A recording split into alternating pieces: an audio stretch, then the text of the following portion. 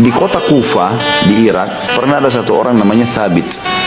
Thabit ini orang biasa, miskin, tapi solehnya luar biasa. Dia rupanya satu waktu lagi jalan di jalan Kufa, kemudian dia lewat di depan kebun apel. Jatuh apel, ada apel matang jatuh. Dia lihat di pinggir jalan, diambil dimakan sama dia. Waktu dia makan, sebentar, belum selesai. Maka pada saat dia lagi makan apel itu, dia lagi kunyah dan sudah habis setengah apel. Ada yang masuk ke perutnya, ada yang masih di mulutnya, ada yang masih dipegang sama dia. Tiba-tiba dia berpikir, ini halal nggak buat saya? Dalam kondisi dia ketakutan, dia langsung masuk ke dalam kebun tersebut. Dia temu ada satu gubuk, langsung dia ketuk. Setelah salam, dia jawab salam, lalu dia bilang, saya tadi lewat di depan kebun anda ini dan saya temukan ada apel jatuh. Saya pikir itu halal buat saya.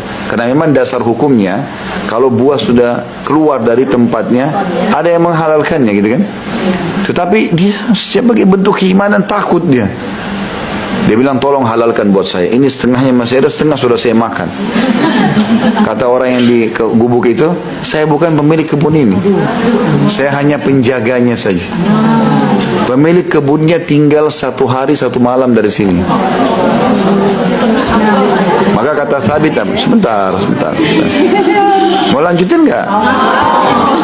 Kata Thabit, demi Allah saya akan cari rumahnya, walaupun sehari semalam. Jalan kaki.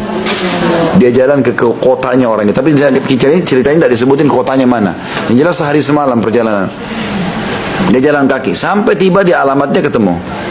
Dia ucapin salam, dijawab. Rupanya orang ini orang kaya raya, terkenal di sana. Lalu kemudian dia sampaikan, dia masih pegang setengah apel yang sudah mulai busuk itu. Dia bilang, saya seorang penduduk Kufa. Keadaan saya sebenarnya miskin, tapi saya sempat lewat di depan kebun anda, ada apel jatuh, dan saya rasa itu halal buat saya, maka saya makan. Tapi setelah setengah saya makan, ternyata saya khawatir ini tidak halal buat saya. Saya tanya penjaga kebun anda, dia katakan anda tinggal sehari semalam. Saya jalan kaki ke sini, hanya minta tolong halalkan 1 apel ini. Apa kata orang itu? Saya akan maafkan kamu tapi dengan 1 syarat. Kalau kau penuhi ini, saya akan kasih. Kau nikahi anak saya. Bentar, belum selesai. Tapi, bentar. Cuma dia bilang, tapi saya perlu jelaskan kepada kau sifat anak saya ada 4. Yang pertama, buta matanya, nggak melihat. Yang kedua, tuli telinganya, nggak melihat.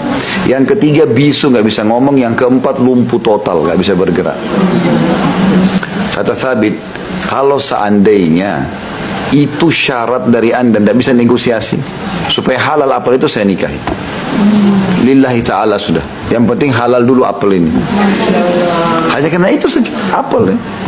Akhirnya dinikahkanlah oleh orang tuanya si perempuan tersebut. Dia bilang begitu saya masuk di kamar istri saya, yang pertama saya ucapin salam, assalamualaikum warahmatullahi wabarakatuh. Istri saya jawab, loh tadi katanya bisu, kok bisa jawab ini? Terus dibilang juga dia tuli, dia jawab berarti dia dengar, berarti dia sudah terjawab.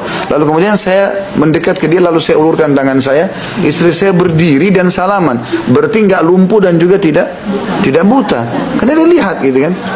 Lalu dia mengatakan, subhanallah, ayahmu mengatakan kau buta tidak melihat, tuli nggak mendengar, bisu nggak bisa ngomong, dan kamu lumpuh, tapi semua itu tidak ada.